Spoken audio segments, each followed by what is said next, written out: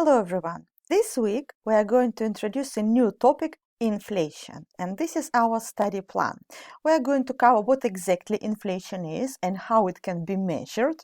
Then we'll discuss why inflation is a problem. In other words, we will go through the causes of inflation, why the government and central bank policymakers are trying to achieve low inflation target. Next lesson, we are going to cover the situation with extremely high inflation called hyperinflation, and I will show you quite a few very interesting examples, quite amazing situations, dramatic instances of extremely high inflation. And then we will proceed to the causes of inflation, what exactly can lead, what events, what factors can create very high inflation, and we'll study two types of inflation, demand push and cost pull inflation. And we will finish with the government policy which can be used in order to control inflation or to reduce inflation and bring it under control. So first thing, what exactly inflation is? Inflation is very simply a situation when money loses its value, and usually this is expressed in the increase in the general price level. When every good around you becomes more expensive, this is what we call inflation, when prices for products go up. To calculate inflation, we simply calculate the percentage change in the price index. So pi, the Greek letter pi here, stands for inflation, while P is the price index. For example, if the price index today is 1.15 and it was 1 last year, then the inflation rate today will be equal to 15%. It has increased from 1 to 1.15, which is a 15% increase. Let me give you another example. Have a look. This is the type of question which you can get in the exam. Let's imagine that CPI, which stands for Consumer Price Index, we'll cover this in a second, price index of consumer prices, has increased from 150 to 153 over a period of 1 year. What is the rate of inflation? Stop the video, try to do a calculation by applying this formula, and continue again when you are ready. Ready?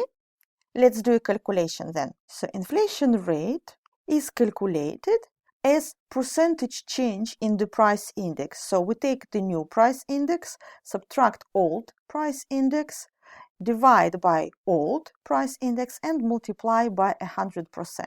In lecture notes, we've used slightly different notation. We used T to denote current period, and then we used T minus 1 to show that this was the result from the previous period. So new, current, minus old, previous period, and we divide by the previous period number.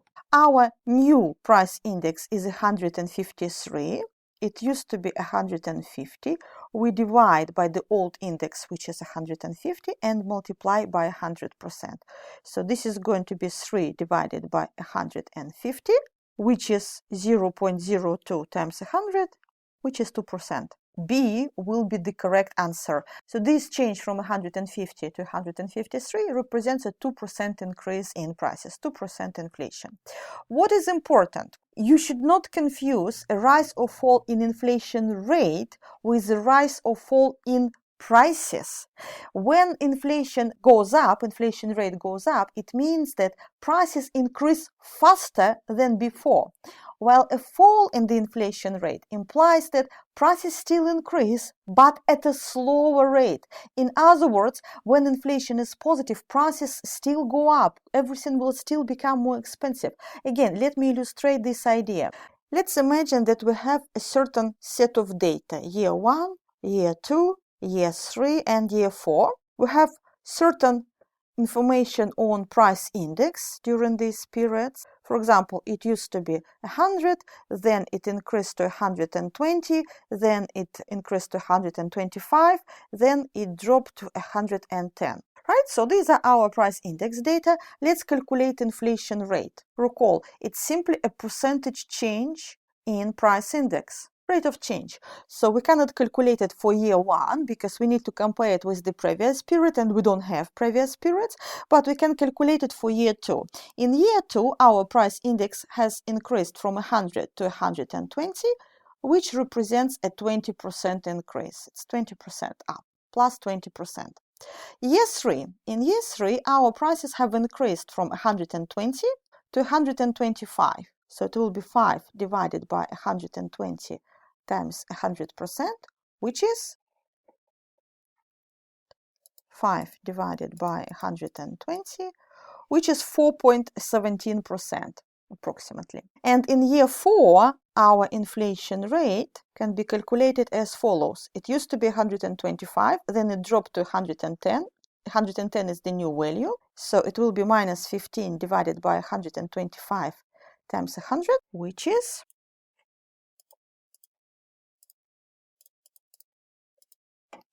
minus 12%. And now have a look what happens here. Initially, inflation rate was 20%, then it dropped to 4%, then it dropped to minus 12%.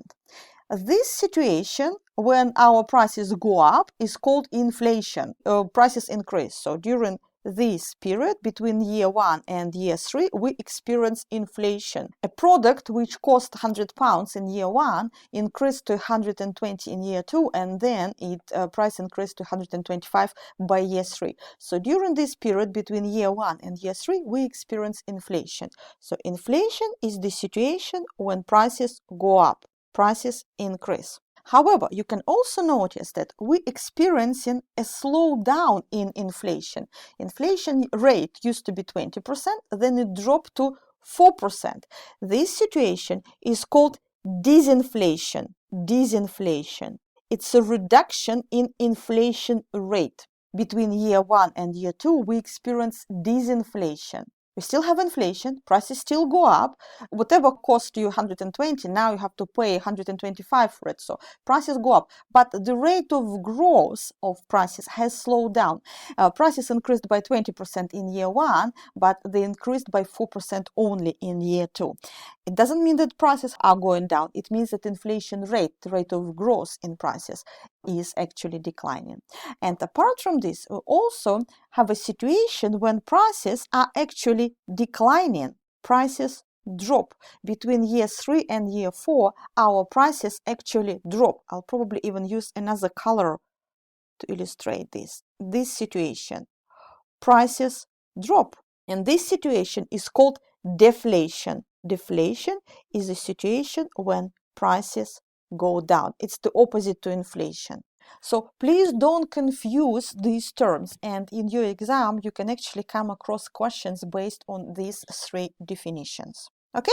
So don't confuse the rise or fall in inflation rate with a rise or fall in prices.